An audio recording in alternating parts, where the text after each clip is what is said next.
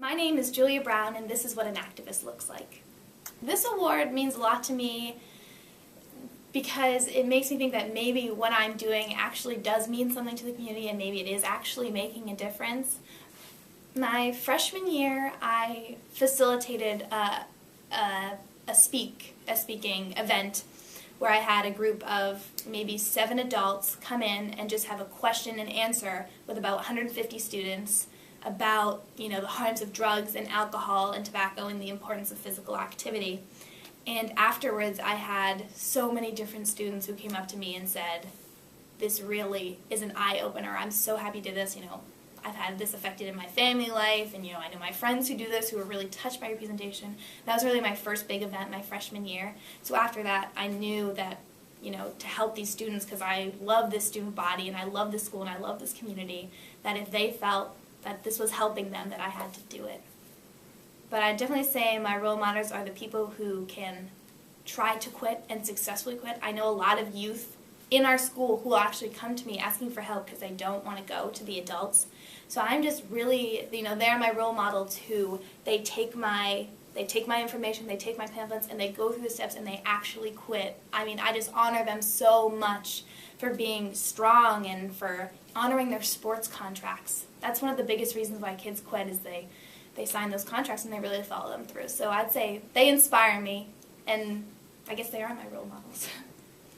Challenges.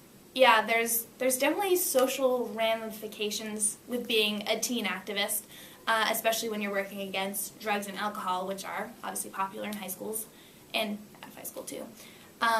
So it's a challenge to find new and creative ways for people to listen. After we did my sophomore year, a 6-week program where every Tuesday we put a PSA about tobacco and how it's harmful. It was called Tobacco-Free Tuesdays. And there's a certain amount of kids being like, "Oh, another one of these, another one of these." We have to find new and interesting ways to make them creative. And we faced the same problem this year when we did a 7-week program, which was called Fermentation-Free Fridays, which is about the effects of alcohols on youth specifically. So just finding new and inventive ways, which is nice because we're young and we have a different outlook that we actually can kind of do that. Happy that someone might think of me as a role model, but hopefully through the events I'm doing and through the things I'm seeing, they can also get involved. So I hope by being a role model, it will inspire other young women to get involved in social activism.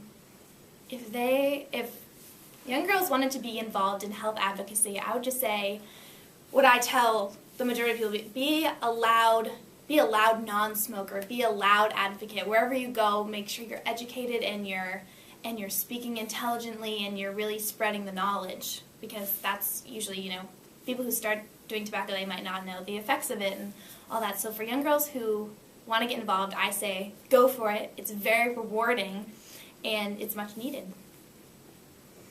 For girls in general, I would say, stand loud and proud of who you are and stand up for really what you believe in. Be an activist if that's what you want to be. If you don't want to be an activist, that's who you are, that's fine too, but do your best to be who you are. Girls rock!